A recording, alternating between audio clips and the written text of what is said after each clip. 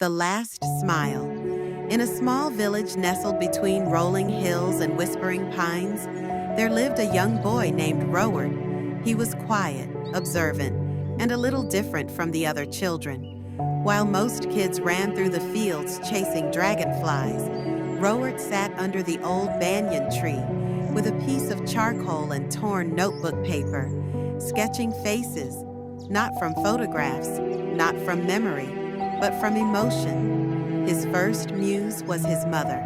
She had the kindest eyes, the type that held entire stories without a single word.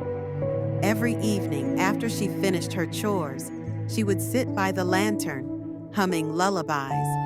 Rowart would secretly sketch her, trying to capture the warmth of her love, the tiny creases around her tired eyes, the curve of her soft smile. But one winter, illness came. His mother fell sick, and the village doctor shook his head in helplessness. Rowart sat by her side every day, holding her hand, refusing to cry.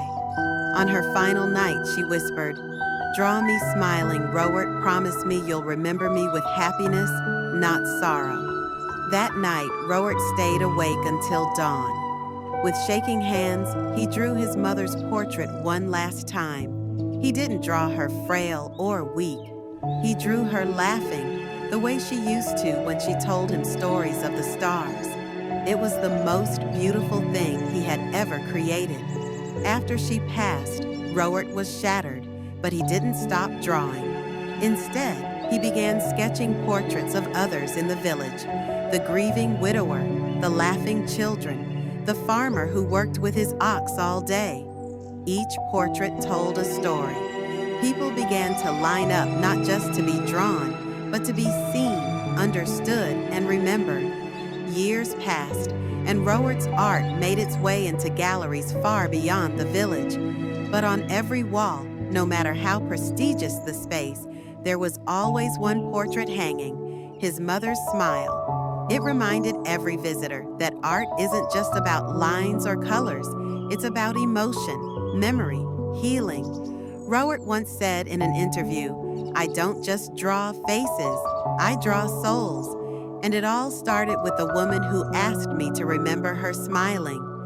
Moral for artists: no matter how simple your tools or how small your beginnings, if your art carries emotion, it can touch lives. Let your heart guide your hand. Draw from pain, from joy, from memory, and you will create more than art. You will create truth. Keep drawing. Someone out there needs to feel seen.